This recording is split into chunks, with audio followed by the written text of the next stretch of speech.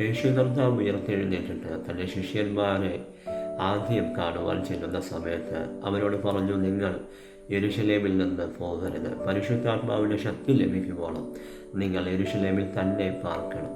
എന്നാൽ ആ നാട്ടിൽ നിൽപ്പാൻ ശിഷ്യന്മാർക്ക് ഭയമായിരുന്നു. പക്ഷേ യേശു കർത്താവിൻ്റെ വാക്ക് കേട്ട് അവർ ആ നാട്ടിൽ നിന്നു പരിശുദ്ധാത്മാവിൻ്റെ ശക്തി പ്രാപിച്ചു. അവർ അവിടെ പുതിയ ചരിത്രം രചിച്ചു.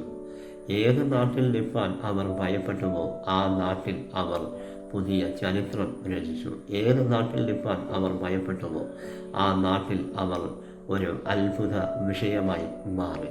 എന്ന് ഞാൻ നിങ്ങളോട് കൈമാറുന്നത്, നിങ്ങൾ ഏത് നാട്ടിൽ നിൽപ്പാൻ ഭയപ്പെടുന്നുവോ, ഏത് നാട്ടിൽ നിങ്ങളെ നിർത്തത്തില്ല എന്ന് പറഞ്ഞു ശത്രു വാദിക്കുന്നുവോ അവിടെ നിൽക്കുക.